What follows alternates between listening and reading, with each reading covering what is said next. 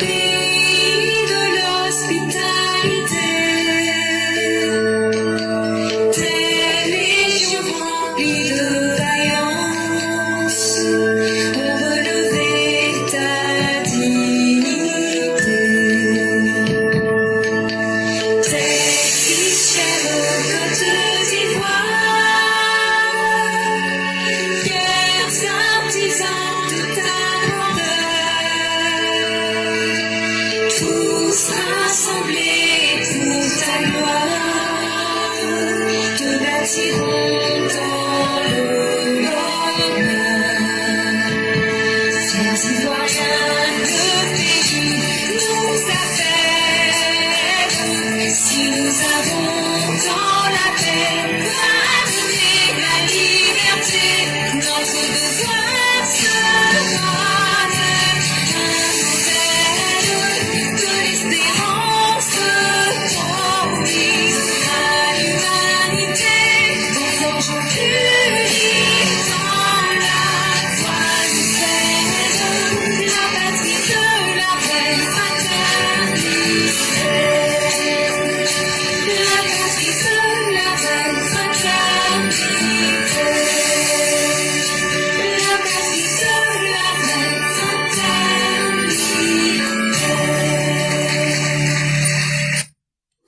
Bonjour mesdames et messieurs, bonjour chères auditrices, bonjour chers auditeurs, bonjour spécial à Mère Blanc, bonjour à tous les élèves de la classe, bonjour à toutes les Mao et bonjour à tous les Chao. Bienvenue sur votre plateforme, la plateforme éclaireur Pro Vérité où nous célébrons chaque jour le festin intellectuel. Aujourd'hui c'est la voix du militant. Nous n'aurons pas beaucoup de choses à dire et tous ceux et toutes celles qui en ce moment vont être capables de nous recevoir, nous vous prions de bien vouloir vous signaler. Et ça, vous pouvez déjà le faire dans le Messenger. C'est-à-dire, là où vous avez l'habitude d'appeler. Et la meilleure manière, c'est de laisser simplement un message. Lorsque nous recevrons votre message, nous allons simplement vous rappeler pour que vous puissiez avoir droit à la parole. Sachez aussi que le temps n'est pas en notre faveur. Et donc, tous ceux et toutes celles qui voudraient prendre la parole, ce serait mieux de vous signaler le plus tôt possible. Et comme ça, on pourra vous donner la parole. Et donc, comme je le disais, c'est la voix du militant. Donc, le temps que je vais prendre pour m'exprimer sur quelques sujets rapidement, tous ceux et toutes celles qui veulent s'exprimer, faites simplement une demande au bas. Et dès que j'aurai fini de dire ce que j'ai à dire, on ne prendra plus personne. C'est simplement les personnes qui seront là que nous allons prendre en compte. Et s'il n'y a personne, on va fermer rapidement pour pouvoir gagner un temps. Et donc, rapidement, je vais parler un peu de Yango, qui espionne les Ivoiriens pour la Russie.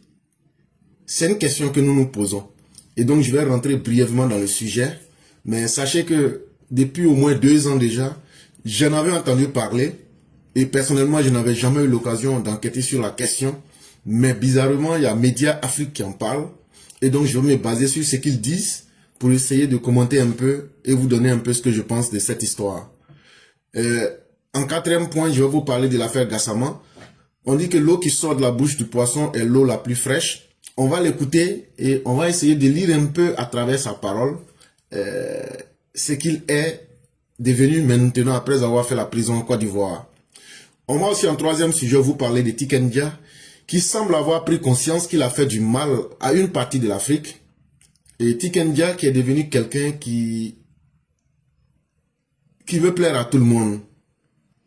Et depuis un certain temps, son langage est devenu un langage qui fatigue parce que lui-même il manque de visibilité. Et j'ai dit comme ça, en français ivoirien, Tikendia mange son propre caca en public ce 11 février 2026. Et le 2e sujet, c'est le Bénin. Ceux qui ont suivi TikTok le dimanche passé, j'ai donné certaines informations sur le Mali, sur le Niger, sur le Bénin. Et j'ai toujours dit ici que le Bénin doit faire attention. Et ceux qui étaient sur TikTok la dernière fois, j'ai eu à dire que la nouvelle stratégie contre le Bénin, c'est que le Bénin sera attaqué sur 3 fronts. Et maintenant, ça sera des attaques qui seront faites. Et ça s'est réalisé. Ça s'est réalisé dans la nuit du mardi 10 février 2026. Et donc, je vais vous donner quelques informations sur cela. Et la première information, c'est une chose aussi que je vous avais dit, et la semaine passée, je pense, je vous avais dit que IBKK est en train de former une milice, et que cette milice-là est formée à partir de Bobo Dioulasso. Et j'avais aussi dit que IB compte utiliser cette milice pour s'opposer à l'armée du Burkina Faso. Effectivement, ça aussi, ça s'est réalisé plus vite que je ne le pensais. Mais les gens m'ont se demandé, mais toi tu fais comment pour enlever les informations là? On a des sources d'informations, ça c'est un. Mais nous avons aussi une grande capacité d'analyser les faits. C'est-à-dire qu'à partir, c'est comme de la même manière que je vous ai dit en 2022 que ce que IBKK et autres là ils font aujourd'hui là, qu'ils vont devenir des États proto-djihadistes, des États qui vont se baser sur le modèle de fonctionnement des groupes djihadistes pour essayer de détruire l'Afrique de l'Ouest. C'est ce qu'on appelle de la projection. Ça veut dire c'est de l'analyse que nous faisons. On regarde partout dans le monde. Est-ce qu'il n'y a jamais eu un tel événement? Comment les gens se sont comportés?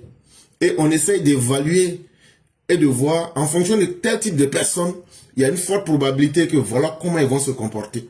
Et c'est sur ça aussi que moi je me base beaucoup pour faire mes analyses. Et à partir de cela, même si quelque chose n'existe pas réellement, je peux être capable de dire voilà comment ça va se passer. Et donc c'était sur ça que je m'étais basé pour parler et dire que IBKK est en train de créer une milice au Burkina Faso. Et Dieu merci, la projection s'avère vraie, en ce sens que il y a un des chefs miliciens qui s'appelle, si je vous dis son nom, vous serez triste. Il s'appelle Diable Rouge. Si vous voulez vous taper sur Google, chef VDP Diable Rouge.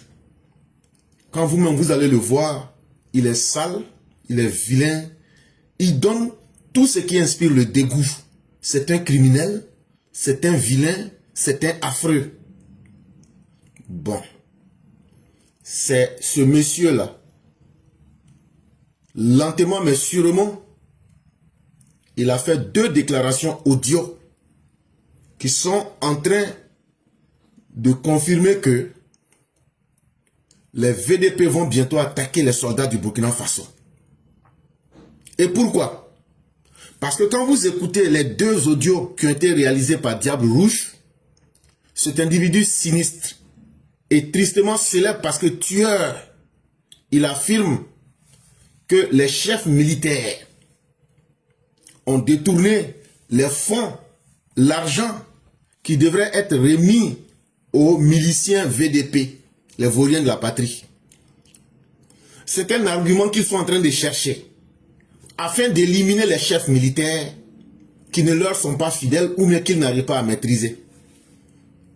Et comme ils ont déjà apprêté leur boing à partir de Bobo Dioulasso, ils veulent maintenant s'attaquer d'abord, dans une première phase, aux chefs militaires qu'ils ont postés dans la ville de Kaya. Et donc, ils ont poussé ce sinistre individu surnommé Diable Rouge. Je ne sais pas si ce qu'il dit est vrai ou même si c'est faux. Ça, je ne peux pas le savoir. Mais ce qu'il a dans la bouche, il dit que les chefs militaires qui sont postés à Kaya, là, avec les chefs du détachement, que eux, ils ont volé l'argent des vauriens de la patrie, des VDP. Et que lui demande à tous les VDP de s'attaquer aux chefs militaires et au commandement militaire.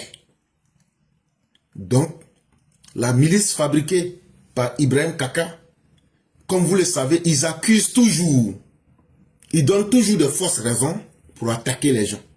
Et la raison qu'ils ont trouvée pour s'attaquer, pour que la milice de IBKK puisse attaquer l'armée du Burkina, c'est de dire que les chefs militaires ont volé l'argent des VDP.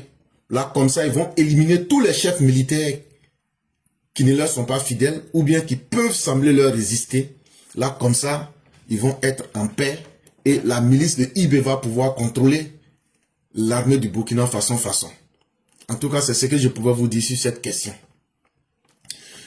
Le dimanche, ceux qui ont suivi TikTok, j'ai donné beaucoup d'informations sur le Niger, le Mali, le Burkina et le Bénin. Et il y a quelqu'un qui m'a posé la question, mais pourquoi tu sors pour donner toutes ces informations? J'ai dit, je donne toutes ces informations, surtout dans le cas du Bénin, parce que c'est un pays qui fait la fierté de l'Afrique, et c'est un pays qui est agressé. Et je l'ai fait pour le Mali, je l'ai fait pour le Burkina, je l'ai fait pour le Niger. Donc je ne ferai pas exception. Et ce que je disais, ce n'était pas des choses qui s'étaient déjà réalisées. J'ai dit que ça allait venir.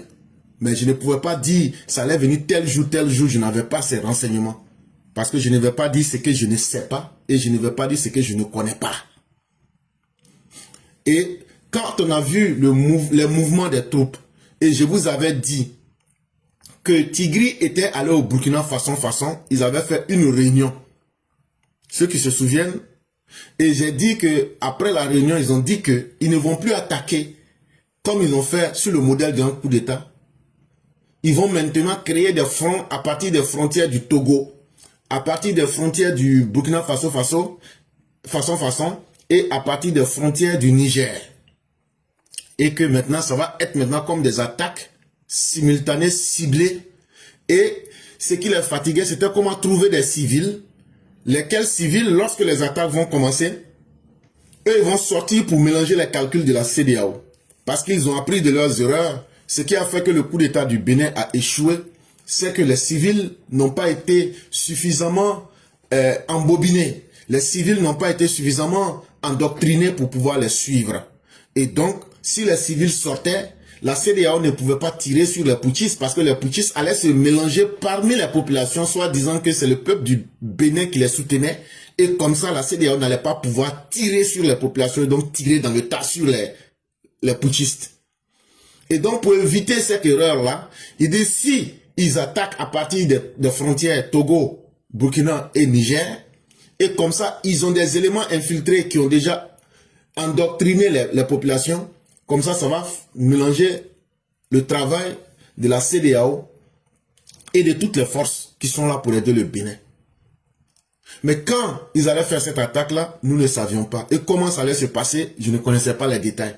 Mais une chose qui s'est aussi réalisée, c'est que dans la nuit du mardi 10 février 2026, c'est-à-dire à moins de 48 heures après, ça s'est réalisé.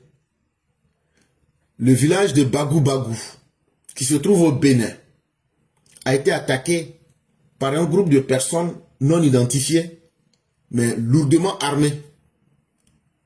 Dieu merci, les forces de défense et de sécurité du Bénin ont pu les repousser grâce à l'aide de la CEDEAO et de l'armée belge, de l'armée de la Belgique. Ils ont pu les repousser. Et l'armée est restée sur place pour rassurer les populations et les habitants de Bagou, pour leur faire comprendre qu'ils ont une bonne maîtrise de la situation. Et malheureusement, le Bénin devrait s'attendre à de telles attaques, ou bien chercher aussi à neutraliser tous ceux qui sont à la base de ces mauvaises actions. Et l'information nous vient de Fraternité FM, et laquelle information est aussi confirmée par Actualité 229, pour ceux qui voudraient vérifier. Et ici, nous allons vous parler en troisième lieu de Tikenja. Tikenja, c'est un chanteur ivoirien. C'est quelqu'un qui a beaucoup fait. Mais le succès, vous savez, si vous ne faites pas attention avec le succès, vous finissez par vous détruire vous-même. Parce que le succès, dans beaucoup de cas, finit par faire croire à l'homme qu'il a déjà atteint ses objectifs et on finit par se perdre. Et malheureusement, c'est ce qui est arrivé à Tikenja. Aujourd'hui, il n'a plus une bonne visibilité de la réalité. Aujourd'hui, il souffle le chaud et le froid. Il dit quelque chose et son contraire à la fois. Lui, Tikenja, aujourd'hui, qui peut dire que aujourd'hui tout le monde est mis en prison et que tout le monde est là pour 20 ans, n'est pas capable de nous dire la différence entre les escadrons de la mort et les prisons. N'est pas capable de nous dire pourquoi les gens vont en prison pour 20 ans. Il ne regarde pas cette raison-là. Il semble s'être oublié lui-même. Et quand tu t'es oublié toi-même, tu vas oublier aussi la réalité.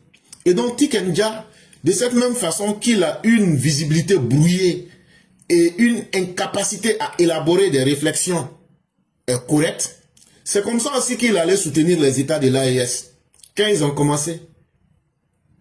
C'est-à-dire qu'un homme intelligent, ce qui se passe, tu ne peux pas toi-même vivre toutes les expériences, mais ce qui se passe autour de toi, là, quand tu regardes, tu dois aussi être capable de tirer les conséquences et puis avoir un avis clair ou bien une réflexion réfléchie. Et c'est cette capacité-là qui manque à Tikenja. Donc, je ne sais pas si c'est parce qu'il n'est plus satisfait et qu'il veut rechercher une nouvelle notoriété, mais Tikenja s'amuse à aller dans l'AES et il a supporté les gens de l'AES. Mais lui, quand il les supportait, il ne savait pas que son soutien là, ça pouvait avoir des conséquences. C'est hier, 11 février 2026, qu'il s'est rendu compte que, ah tiens, le soutien que j'ai fait là, je m'étais trompé. Parce que les coups d'étatistes qui sont dans les états de l'AES là, ils ne sont pas comme les autres coups d'étatistes. Je vous ai toujours dit quelque chose que les gens négligent. Je vous ai dit que le groupe de Assimi là, ce sont les pères des Assimi, des Ouagé, c'est des gens qui ont travaillé avec Moussa Traoré. C'est la dictature de Moussa Traoré qui sont venus mettre en place.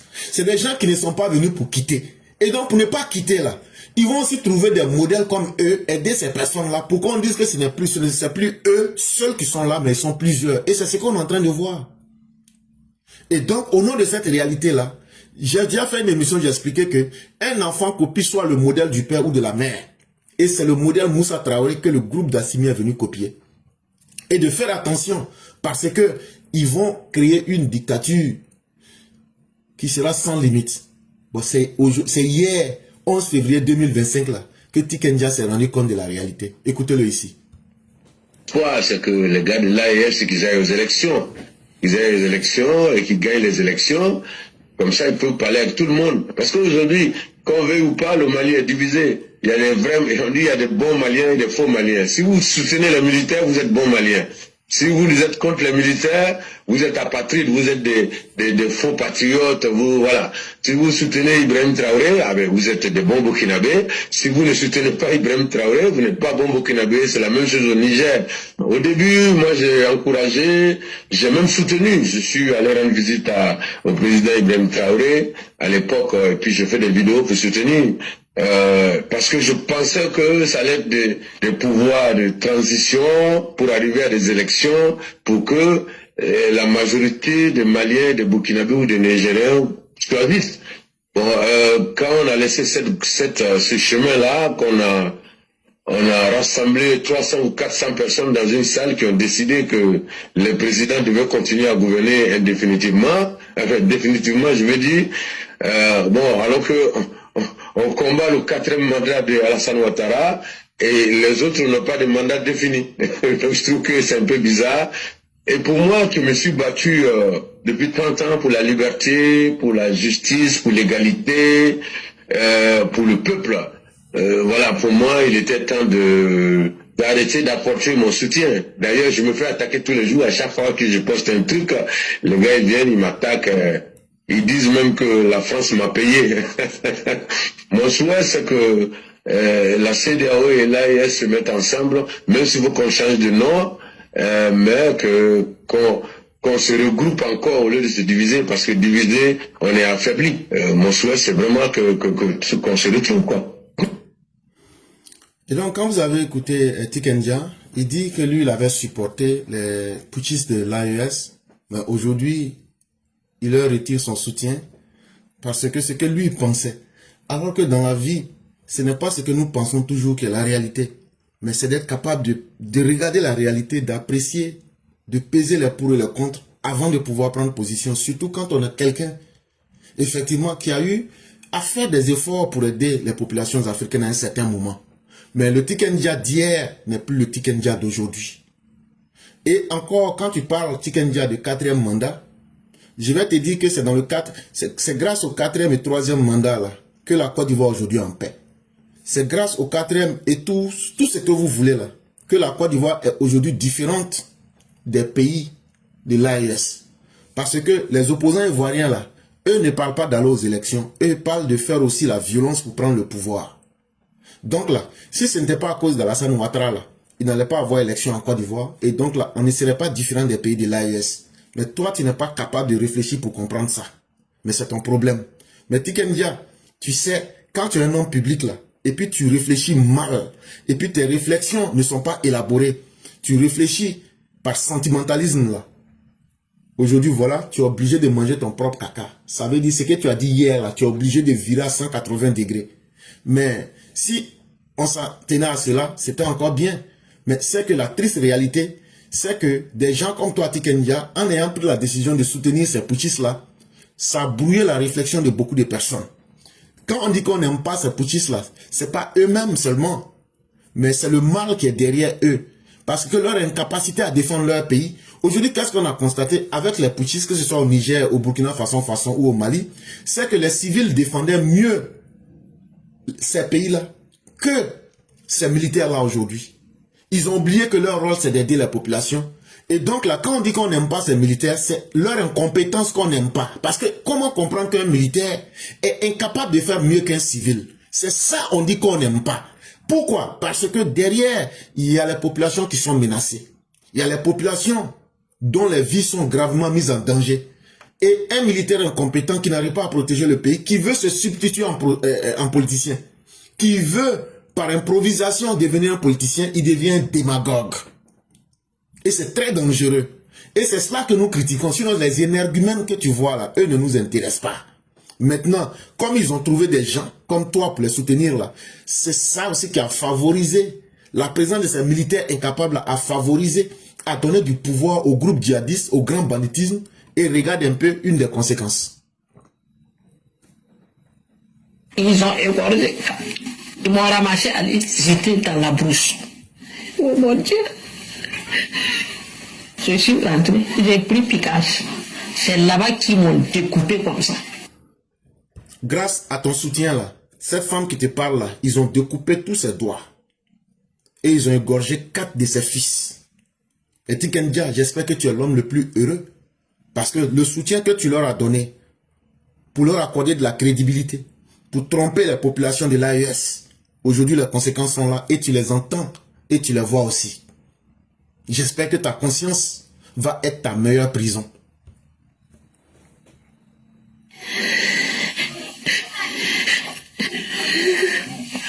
Les djihadistes sont venus avec leurs femmes, leurs enfants. Ce sont les enfants là qui chassent les bétails là. Et les femmes là en train de brûler les maisons.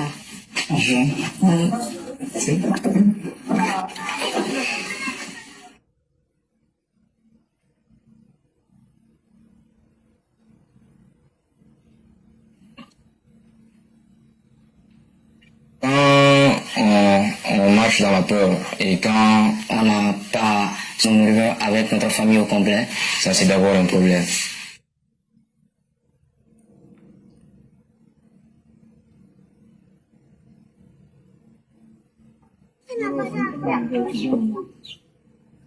The majority of them are actually not in the camp. They are hosted by the Ivorian families. Et donc, ce que nous vous présentons ici, j'ai fait exprès pour supprimer les sons, mais pour vous montrer combien de fois aujourd'hui les populations de l'AES sont en danger et tout se passe très mal pour ces populations malheureusement. Mais s'ils n'avaient pas eu le soutien des personnes comme toi, Tiken Jah, ou bien de bien d'autres, aujourd'hui nous n'en serions pas à cela. Et c'est ce que je voulais prouver. Et c'est ce qu'on appelle la question de la responsabilité morale. Aujourd'hui, ta responsabilité morale est engagée, que tu le veuilles ou pas. Parce qu'une mauvaise décision d'un homme public, cette décision-là a influencé beaucoup de personnes. Et Tiken Jah, en tout cas pour beaucoup, tu ne seras plus l'icône que tu représentais. Et ça, il ne faudrait pas l'oublier. Parce que tu as, par tes décisions, permis à des personnes d'avoir des difficultés dans leur vie. Maintenant, la troisième partie, c'est l'affaire Gassama. On dit que l'eau qui vient de la bouche du poisson est l'eau la plus fraîche. Qu'est-ce que Gassama lui-même il dit lorsqu'il a été libéré? C'est ce que je vais vous faire écouter ici. Dantala, Harmi Sara, Moïtela.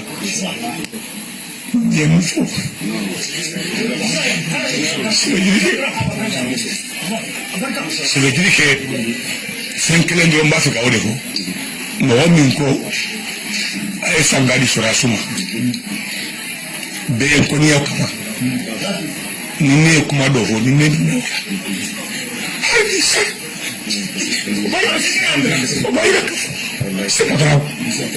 isaranga kola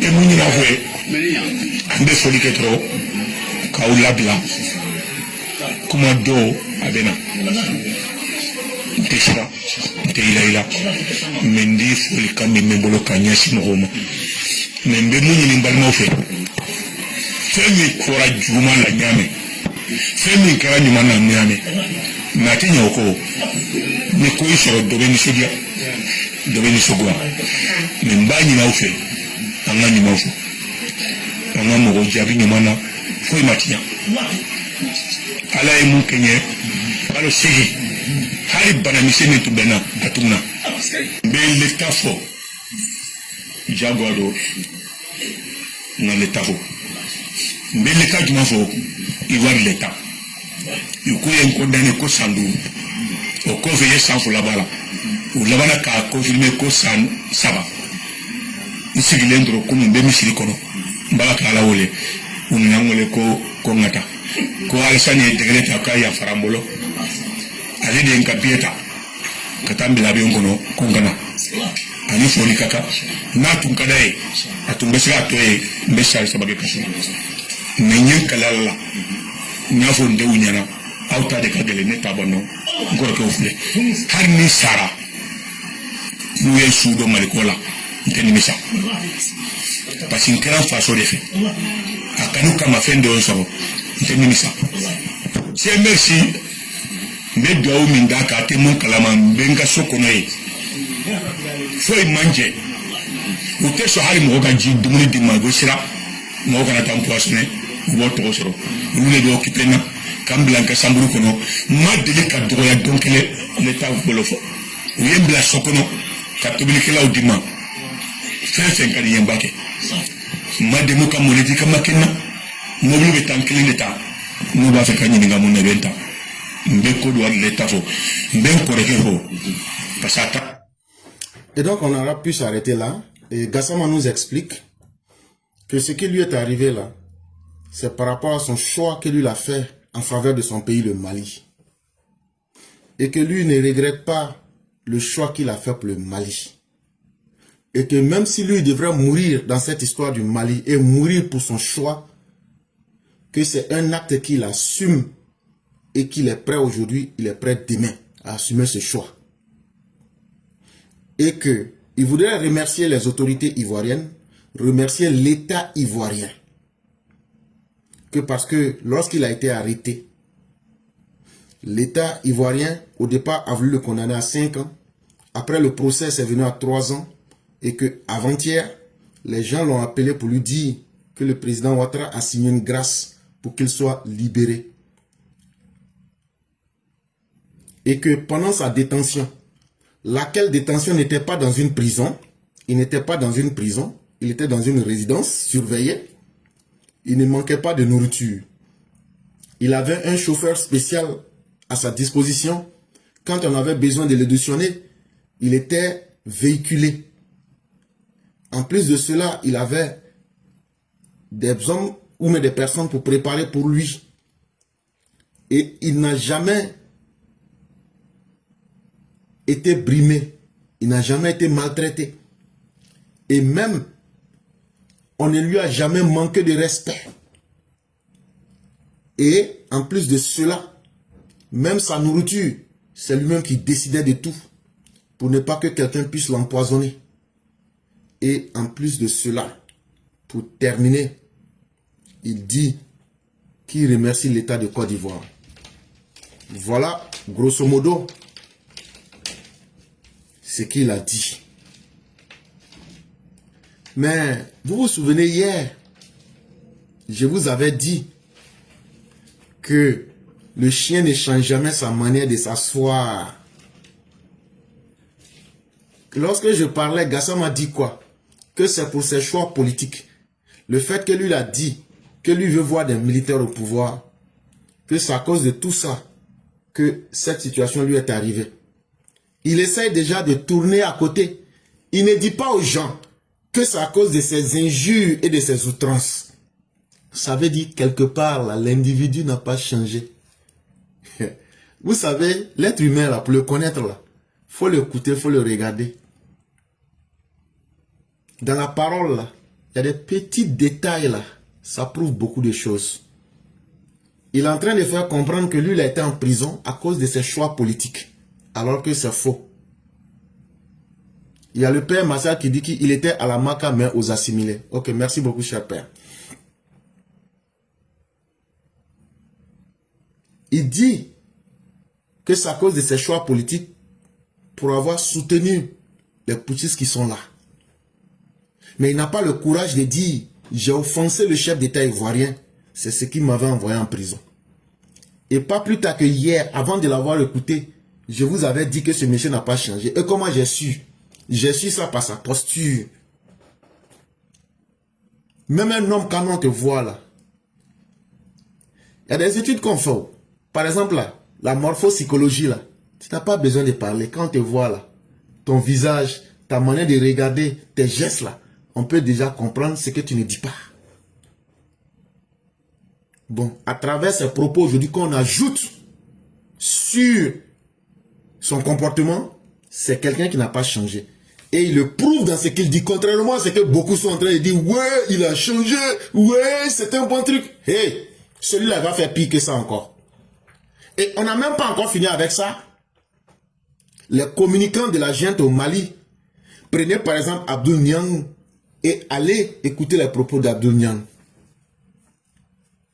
Abdou Niang va même pour dire que c'est parce que la Côte d'Ivoire voulait se venger et qu'on s'est vengé de ce monsieur. Mais oui, tout naturellement. Quand un criminel pose un acte, là, le fait qu'on le condamne, là, c'est de la vengeance. Vous pouvez le prendre comme vous voulez. Mais c'est qu'ici, cette vengeance-là a été faite sur des preuves que le monde entier a vues. Et ce que Gassama ne dit pas en public, là, il a présenté des excuses, il a demandé pardon. Et donc le pardon qu'il a demandé là, ce n'est pas parce que dans son procès là, on n'a pas parlé de son soutien aux putschistes du Mali. Ça n'avait rien à voir. On dit que tu as fait insulte, outrage à un chef d'État étranger. Lui-même, il a reconnu les faits. Il a demandé pardon. Il a bénéficié de la grâce. Mais le même individu sort pour dire que lui, tout ce qui lui est arrivé, c'est-à-dire il est en train de faire un mélange de genres. Tout ce qui m'est arrivé, c'est parce que j'ai soutenu la junte. Ça veut dire, ce qui m'est arrivé là, aujourd'hui là, les Ivoiriens m'ont libéré. Mais quand je vais repartir là, je vais bien me reposer là, je m'en fous, je vais reprendre encore. Et donc moi, je ne serais pas surpris de voir ce monsieur, contrairement à ce que beaucoup pensent, de devenir encore une vermine qui va encore continuer son sale boulot. Ça, le temps va nous dire si nous avons raison ou pas. Asseyons-nous et regardons. Et je vais terminer rapidement. Comme je le disais, c'est Média Afrique qui nous rapporte cette information. Est-ce que Yango là, ils sont pas en train d'espionner les Ivoiriens pour donner ça à la Russie? Ça fait peur, hein, les parents. Derrière le géant du VTC qu'on appelle les taxis Yango qu'on commande là, le journal Média Afrique nous pose la question, est-ce qu'il n'y a pas un système dangereux, un réseau d'espionnage des Ivoiriens qui est derrière? Parce que selon eux, le journal qui s'appelle Le Perroquet Libéré, dans sa dernière parution, a donné des informations qui font froid dans le dos. Et moi-même, en vérité, l'information m'avait été donnée que Yango, là, qu'une fois que tu rentres dans leur véhicule, qu'ils enregistrent tout sur toi. Tes conversations, ta photo, tout. Plus de 2 ans après avoir été sanctionné par l'autorité de régulation des télécommunications en Côte d'Ivoire, le 23 août 2023, pour l'enregistrement systématique des conversations des clients qui montent à bord des véhicules. En totale violation de la législation ivoirienne, Yango, qui avait pourtant été sommé de mettre fin à cette activité illicite, semble persister dans la fourberie. Et donc, le 23 août 2023, vous vous souvenez, je vous ai dit que j'en avais entendu parler. C'était à cette époque-là. Et effectivement, les faits se sont avérés. Dès que tu rentres dans un véhicule Yango là, ta photo, tes informations, tout est enregistré. Mais ces informations-là vont à qui? Donc la RTCI les avait condamnés parce qu'ils enregistraient les gens à bord de leur véhicule sans l'autorisation et à l'insu des gens. Yango. Ils ont été condamnés depuis le 23 août 2023. Mais malheureusement, nous sommes aujourd'hui au 12 février 2025. Yango n'a pas arrêté cette activité illicite d'enregistrer les gens. Ça continue jusqu'à aujourd'hui. Les conversations téléphoniques ou tout autre type d'échange que les clients ont à bord des véhicules sont systématiquement enregistrés, transférés vers des centres de stockage de données à l'extérieur. Donc, tout ce que tu fais quand tu prends un Yango là, tout ce que tu fais dans un Yango là, tout est enregistré. Et tout ça là, ce sont des informations. Sachez que Yango, c'est une société, c'est une compagnie russe. Et aujourd'hui, là, il y a ce qu'on appelle les métadonnées. C'est quoi les métadonnées? Les métadonnées, c'est l'ensemble de toutes tes informations. Mais dans tes informations, il y a des activités. Par exemple, quelqu'un qui se réveille toujours à 9 heures.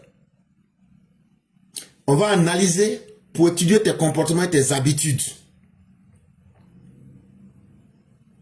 Et comme ça, on peut prévoir tes comportements. Et donc aujourd'hui, là, tous ceux qui prennent les Yango, sachez que vos informations sont stockées quelque part par la compagnie russe Yango à l'extérieur de la Côte d'Ivoire. Qu'est-ce qu'ils vont faire avec ça? Je ne sais pas.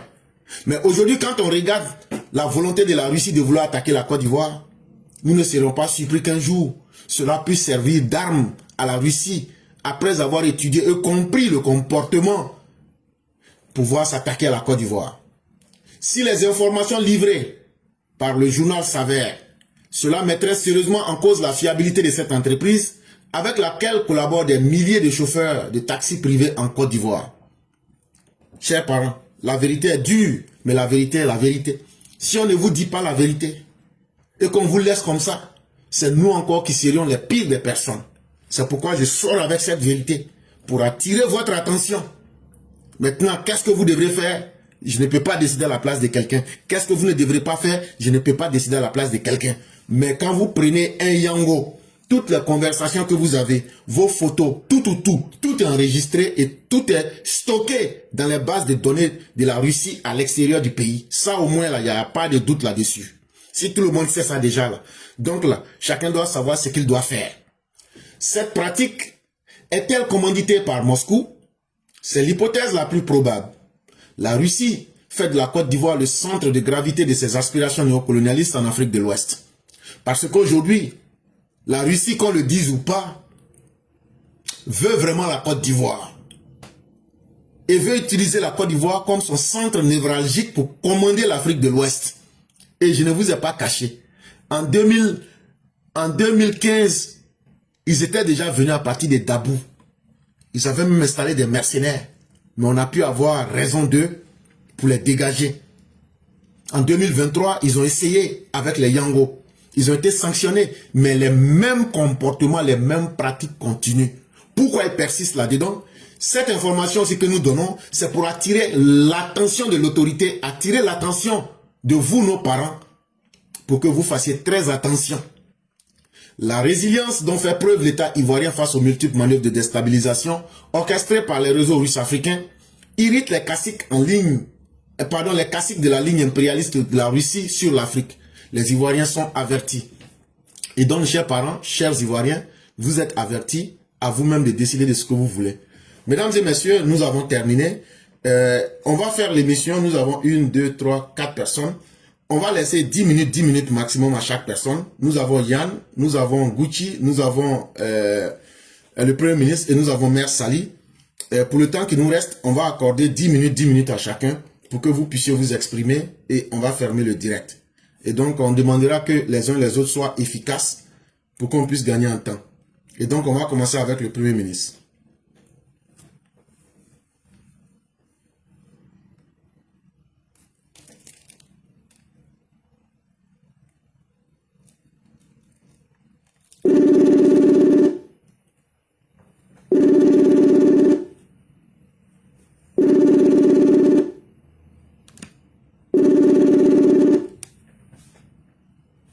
Allô?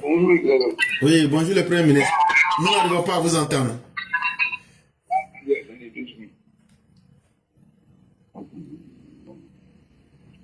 Si vous avez des appareils, si vous avez des écouteurs, vous serez obligé de les neutraliser. Vous m'entendez maintenant? Oui, oui. Voilà, c'est bien, c'est parfait. Bonjour au UPV, bonjour à toute la... Bonjour à la classe. En fait, je voulais juste réagir par rapport à un fait qui s'est passé la semaine passée où on a 2 énergumènes qui ont décidé de revenir ou de ne pas revenir au RHDP. Et puis il y a vu des gens qui véritablement ont pris ça pour attribuer ça à une tribu ou à une communauté. Vous les Koyara là, c'est quoi ça encore? Mais éclaireur, à ma grande connaissance, je n'ai jamais vu quelqu'un accuser les Sénoufos parce que Soro avait retourné les armes contre le pays. Ce sont des discours qu'il ne faut pas tenir. Parce que c'est vraiment blessant. 2 égarés d'une communauté, vous connaissez bien leur nom, prononcez leur nom et puis on passe à autre chose. Jamais on a dit le nom d'une communauté ici quand on s'adresse à Soro Guillaume. Effectivement. On dit toujours Soro Guillaume alors que Soro Guillaume appartient à une communauté bien précise. Et si on accuse toute la communauté de Soro Guillaume pour pouvoir de déstabilisateurs, donc c'est des choses qu'il faut arrêter. Il faut véritablement que les uns et les autres se respectent. Vous connaissez les individus qui ont fauté, vous connaissez leur nom, à défaut de citer leur nom, mais nommez-les. Là, on n'en parle plus. Mais s'en prendre à tout le monde comme ça, pourquoi? Nous, on s'est sentis blessés. Pourquoi on nous met dedans alors que nous-mêmes on les combat? Et nous-mêmes on souhaite que quand ils vont rentrer, que des gens aillent porter plainte contre eux. Mais quand vous venez mettre tout le monde dans le même sac, là, non, moi je dis non, je suis pas d'accord. Il faut que ce vocabulaire-là, ce narratif-là change parce que c'est pas bon pour toute une communauté. Voilà. Vraiment, merci beaucoup. Merci beaucoup. Parce que si vous avez suivi même ma démarche sur cette question, j'ai toujours été, j'ai dit allons aux idées, attaquons-nous sur les idées et attaquons-nous aux faits. Et si vous avez bien suivi, il y a c'était même qui a dit que Éclaireur dit que si c'est devenu affaire de tribalisme, là, qu'eux vont quitter dedans, dans le RHDP. Parce que c'est ce que j'ai vu et c'est ce que je ne voulais pas en fait. Parce que déjà sur TikTok là, les gens ont opposé les Djoula et les Sénoufos. Les gens maintenant sont en train d'opposer les ethnies. Mes chers frères, tu le sais, hein, on est tous des intellectuels. Sun Tzu nous a averti que lorsque la victoire est acquise là, c'est là que les frères d'âmes se combattent. Bah oui, ça c'est sûr. Et donc aujourd'hui, nous sommes à un moment, si ce ne sont pas nos intérêts, le combat pour les intérêts qui nous divisent, c'est aujourd'hui les choses inutiles qui nous divisent. Et aujourd'hui, l'une des choses inutiles là, ce sont des gens comme ces arrivistes là qui viennent pour dire qu'eux ils reviennent au RHDP. Alors qu'aujourd'hui là, le RDR est né en combattant la xénophobie, le tribalisme.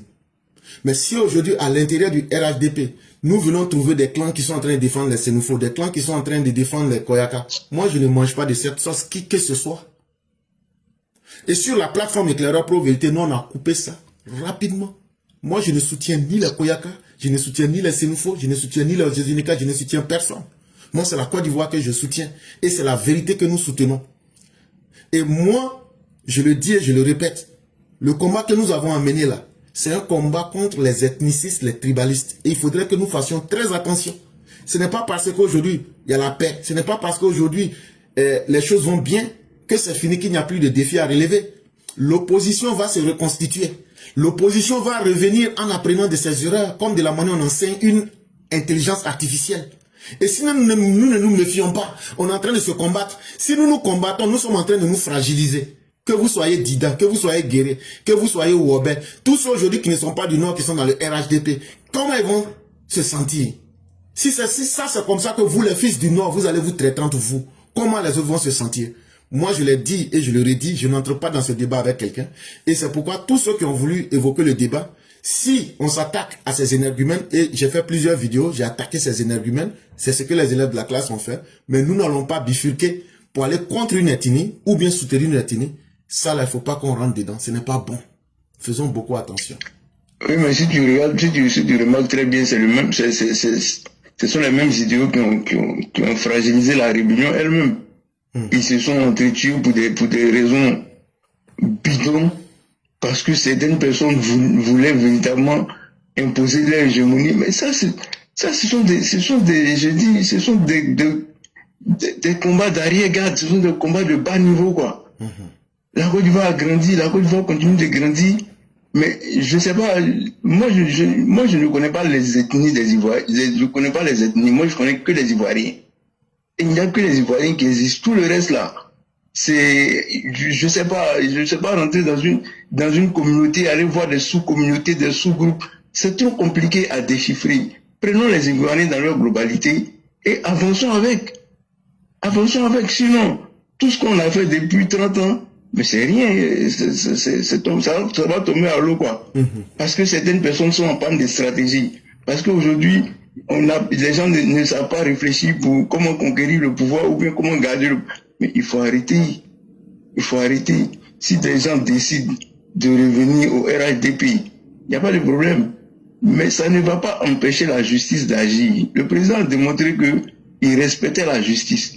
Il a laissé la justice aller jusqu'au bout du processus, jusqu'à après la condamnation, et tout le pouvoir discrétionnaire de grâce que la Constitution lui donne, il a usé pour libérer un soi-disant député.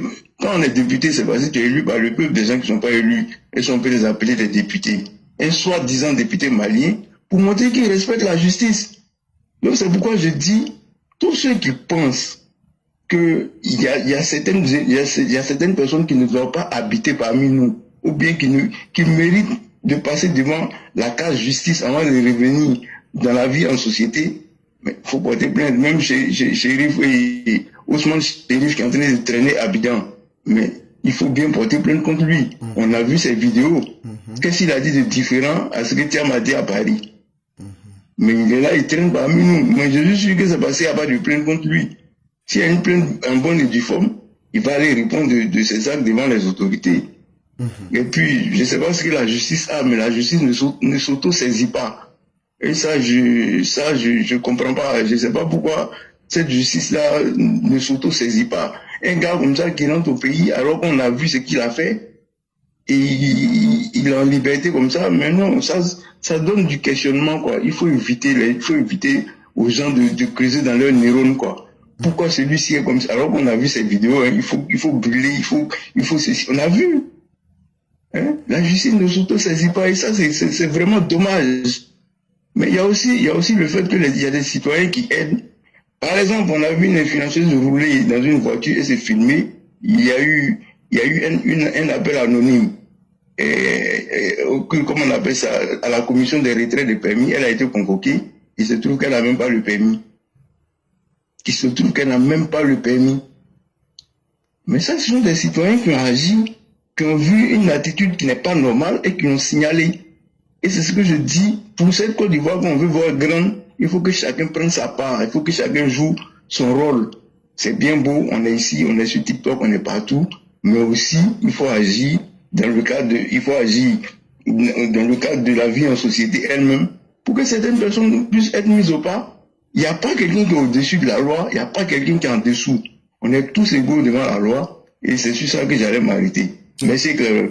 Merci beaucoup, le Premier ministre. Et je suis totalement d'accord avec votre posture. La justice ne doit pas être sélective. Et qui que vous soyez, vous devrez être jugé. Et c'est ce que j'ai toujours dit. Venir au RHDP en pensant que l'adhésion va être une confession pour absoudre les péchés, le RHDP n'est pas une église ou une mosquée. Ceux qui veulent venir au RHDP, là, il faudra d'abord que les actes qu'ils ont posés, là, ils répondent devant la justice. Quand ils vont finir la case justice, là, quand on les accepte, on ne les accepte pas, là, c'est leur choix. Parce que si eux-mêmes ils ont changé et qu'ils veulent revenir là, le temps nous dira.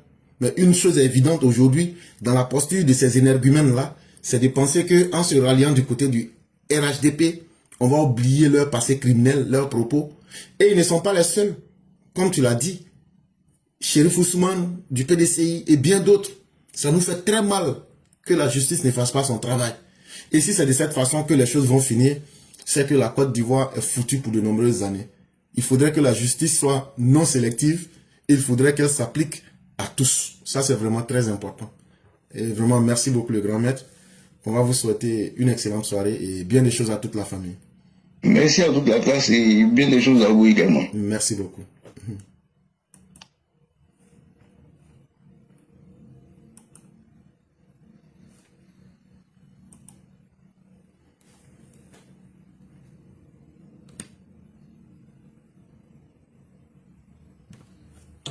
Et donc, chers Ivoiriens, nous tous qui nous plaignons sur TikTok là, on peut aller poser plainte aussi contre l'amiral blindé. Hein. Gucci, pardon, vous me donnez une minute. Bonjour Gucci, comment allez-vous? Je vais bien, monsieur Claire. Ok, je vais très bien. Donnez-moi une seule minute. Et donc, c'est bien beau de se plaindre sur les panels. C'est bien beau de dire et de parler. Mais le temps qu'on prend pour faire les longs panels là, ayez le courage, comme de la manière nous on a pris les moyens et les personnes pour aller poser plainte contre Chaka Dian là.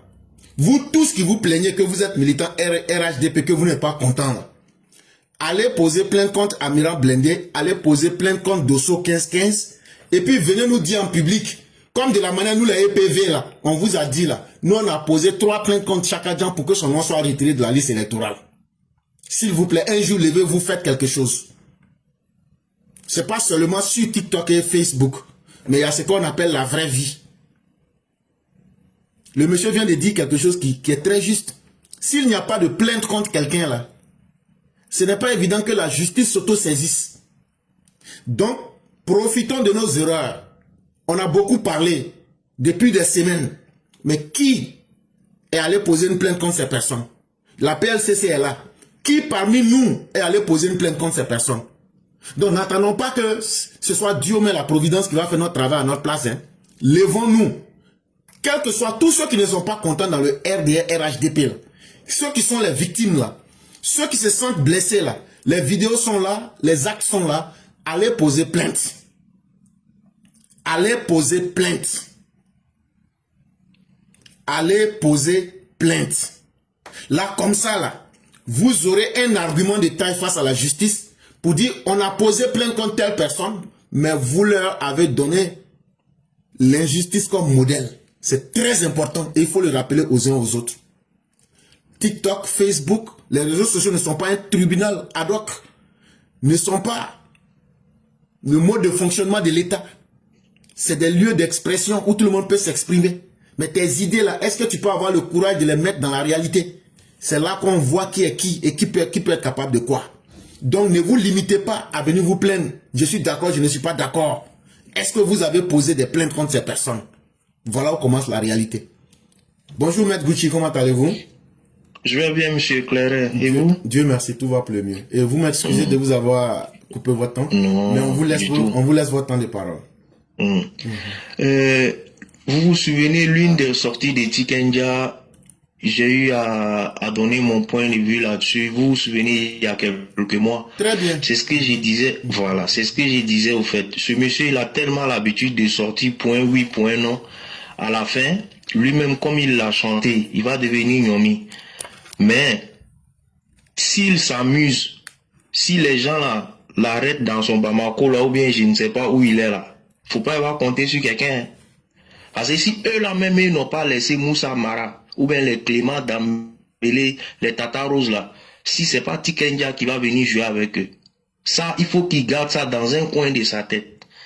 Parce que voici un monsieur, quand il manque d'inspiration, il prend sa petite caméra, il commence à parler dans tout et n'importe quoi. Il veut tellement se faire plaisir. Quand on n'a rien à chanter, quand on n'a rien à dire là, on reste dans son coin. Serge Kassi là, moi, on n'est pas des mêmes bords politiques. Même s'il est sur mensonge, mais lui au moins il a fait un choix. Le gros défaut de Tikenja, il n'a pas encore fait un choix dans sa vie. Il est ici tantôt, il est là-bas tantôt. La vie, il y a toujours deux côtés. Soit tu es de la gauche ou tu es de la droite. Point. Les histoires des centres là, les équilibristes là, ça va pas avec tout le monde. Voilà, s'il n'a rien à chanter, s'il n'a rien à dire, il peut faire comme son frère Ismaël Zak. Quand lui n'est pas occupé, quand il n'a rien à chanter, il est là, il s'occupe de ses béliers tranquillement dans son coin. Point. J'aime bien ce que Fadal fait. Il a fait un choix. Il s'assume. Soit si tu peux pas faire tout ça là, tu fais comme Jagger. Tu te tais dans un coin et puis c'est bon. Mais façon Jagger avait chanté, les vidéomans de l'Aïechien là, ils sont en train de lui dire ça aujourd'hui. C'est ce qu'on a vu venir. C'est ce qu'on lui a dit hier. Mais il n'a rien vu dedans encore. Là, c'est vidéo. Mais s'il déborde légèrement, c'est là qu'il va connaître. Je vais m'arrêter là, monsieur Claire. Moi, je souhaite que, tu vois, quand tu n'es pas courageux de tes idées, moi, je souhaite qu'il continue et j'aimerais qu'il soit mis au front. Là, il va expérimenter ce que les autres expérimentent. Il va bien comprendre ce que les autres vivent. Il va comprendre que son choix a été un très mauvais choix. Parce que c'est ça aussi les conséquences. Tu sais, un homme public est différent d'un homme ordinaire. À partir du moment où tu attires des passions sur toi, il faut beaucoup faire attention à ce que tu dis. Un imam, la parole d'un imam a plus de poids que la parole d'un fidèle. Pourquoi? Parce que l'imam, quelque part, est un modèle pour certains. C'est quelqu'un qui a déjà écouté, sa position lui permet d'influencer les uns les autres. Et donc, quand les telles personnes doivent parler, elles doivent faire beaucoup attention. Malheureusement, Lutikendia, son combat à un certain moment a influencé beaucoup de personnes. Il a pensé que de cette notoriété, il pouvait tout se permettre et même chercher à faire toutes choses et son contraire en même temps. Et je crois que ce qui lui arrive aujourd'hui, ce n'est que le début. Et s'il est vraiment sérieux, on verra où ça va l'amener. Vraiment, merci beaucoup. Mais il n'est plus un homme crédible et ça, c'est vraiment triste pour lui. Il aurait fait au moins un choix. Merci bien, monsieur Claire. Merci à vous aussi et on vous souhaite une excellente journée. Et à vous également. Merci. Bonne journée. Au revoir. Merci beaucoup.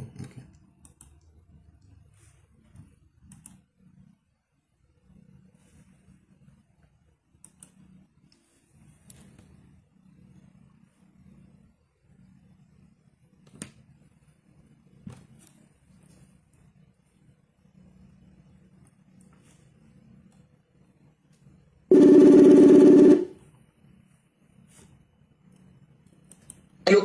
Oui, bonjour le grand Métian. Oui, bonjour mon grand-oncle.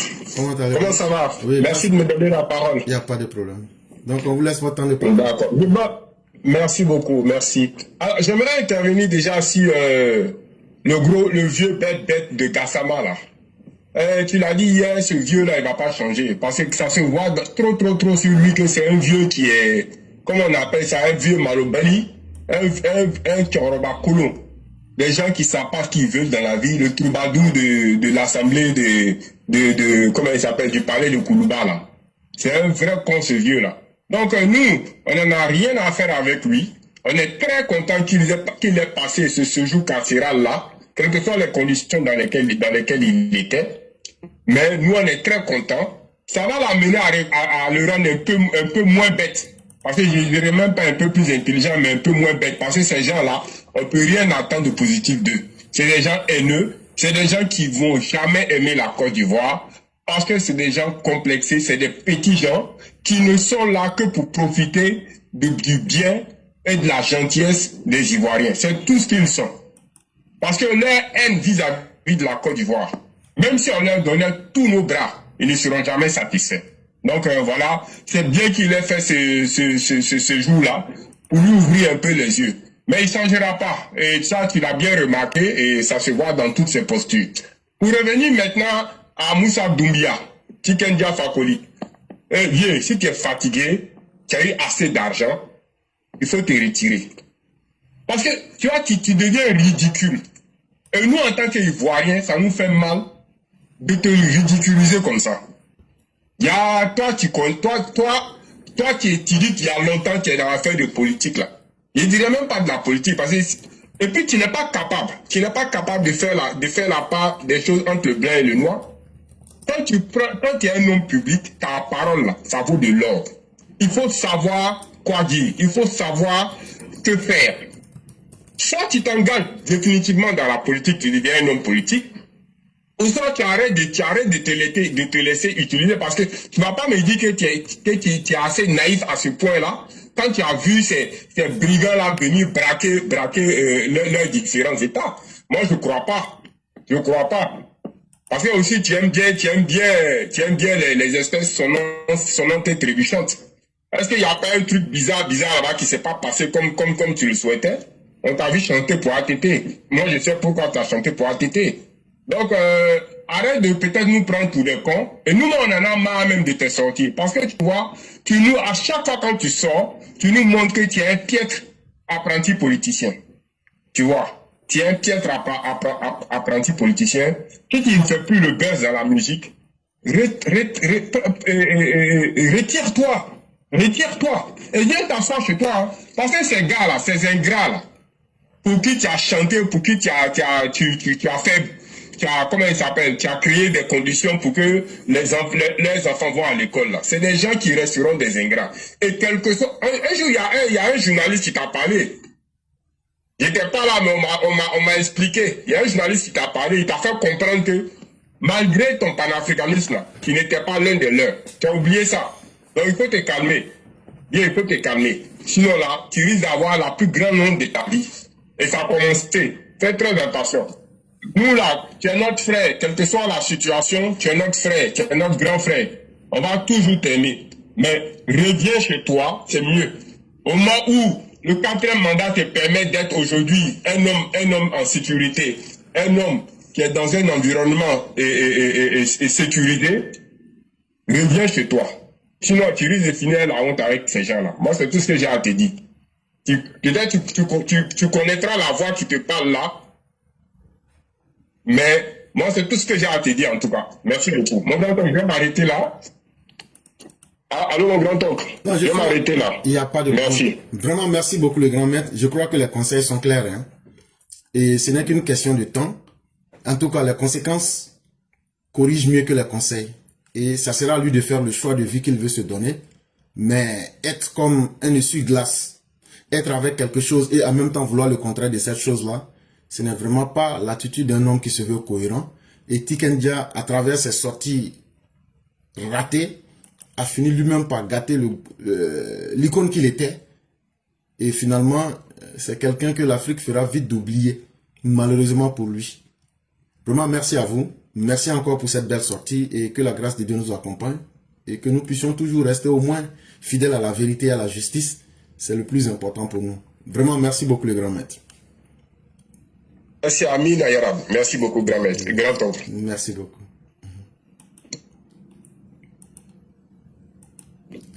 Mesdames et messieurs, nous allons aller avec Maman Sali. C'est avec elle que nous allons terminer. Merci à ceux qui nous ont suivis. Merci à tous ceux qui ont donné de leurs avis. C'est ce qui compte. L'émission a été brève, mais efficace. On a donné toutes les idées que nous voulions. Parce que c'est d'abord une plateforme d'idées et de projections. Ce que nous disons, c'est des choses que vous voyez, même quand ce n'est pas encore fait. C'est des propositions que nous faisons pour faire avancer notre société. Et vraiment, merci à tous ceux et toutes celles qui participent à ce jeu d'équilibre intellectuel. Bonjour, chère mère, comment allez-vous? Bonjour, mon professeur 5 étoiles, je vais bien et vous? Grâce à Dieu, tout va très bien. Et la petite famille? Alhamdulillah. Et de votre côté? Ça va, je sens pas la voix là, qu'est-ce qu'il y a? Ah non, j'étais en train de quitter à côté du bruit là, donc j'étais en train de me dépêcher pour quitter là-bas. Il n'y a pas de problème. Oui, sinon ça va par la grâce de Dieu. Le froid aujourd'hui, ça va beaucoup mieux. Non, aujourd'hui, comme disent les musulmans, Alhamdulillah, Masha'Allah, ça va aujourd'hui. Ah, Alhamdulillah, j'ai porté, hein, je suis porté un petit truc. Non, aujourd'hui, c'est bon, hein. Aujourd'hui, c'est bon. De là, de Ah, vu qu'on est en train, voilà. Donc, on va laisser. Merci, mon professeur. Bonjour à tous les EPD, bonjour à tous ceux qui nous suivent. On va dire encore merci à Dieu pour la séance d'aujourd'hui, la voix du militant. Merci et que Dieu nous fasse grâce et qu'il soit toujours au contrôle de tout ce que nous faisions. Professeur éclaireur, dans le Coran, c'est dit que c'est l'hypocrite qui cherche à plaire à tout le monde. Quand tu vois quelqu'un qui veut se faire plaire par tout le monde là, il faut avoir peur de cette personne. Et c'est ce que cet artiste-là est. C'est bizarre. Il y a quelque chose de cet artiste-là vraiment qui n'est pas correct, mais j'ai compris ça aujourd'hui. Chercher à plaire à tout le monde. Tu vas à gauche, tu vas à droite, où le vent te prend. Papa doit dire, évitez d'être des yeux si grosses. Les personnes dignes à son droit. Et ce qui lui arrive là, le clever, ce que tu sèmes, c'est ce que tu récoltes. C'est ce que tu récoltes. Quand tu te montres que tu es un essuie-glace, tu resteras aussi essuie-glace. Voilà, ça c'était pour lui. Maintenant, notre prisonnier libéré là, il pleurait pourquoi? D'après lui, il a descendu le courant 6 fois. S'il a vraiment descendu le courant 6 fois et qu'il a bien compris ce que le courant dit là, c'est ce qui lui a fait couler les larmes.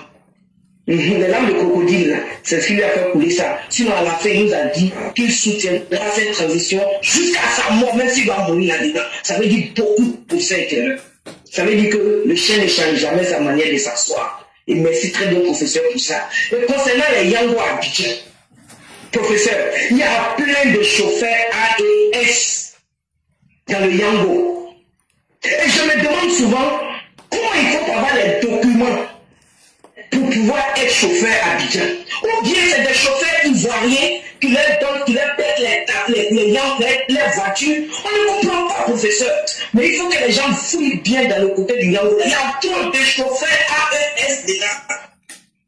Certains n'arrivent même pas à s'exprimer en français, en bon français, quand je vais le dire.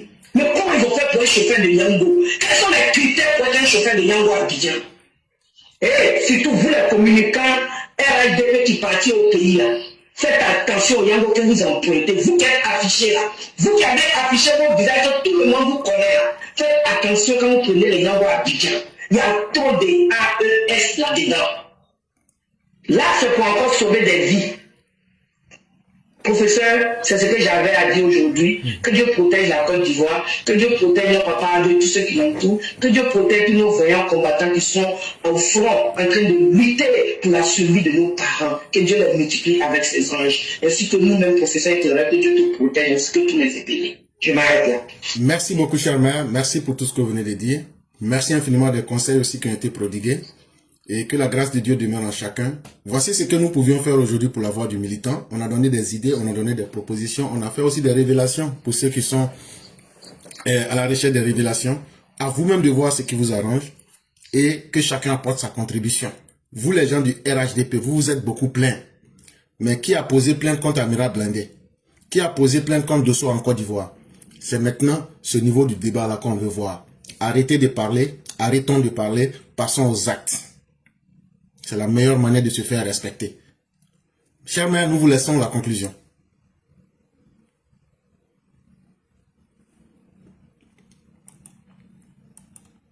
Et c'est vrai, il faut faire des actions, il faut poser des actions au lieu de rester là en train de bavarder sur TikTok. Il est temps de poser des actions. Merci professeur, que Dieu protège la Côte d'Ivoire, que Dieu protège papa et tous ceux qui l'entourent, et que Dieu nous fasse que cette journée de ce jeudi soit une journée de grâce. Merci, c'est le jeudi avant le Ramadan.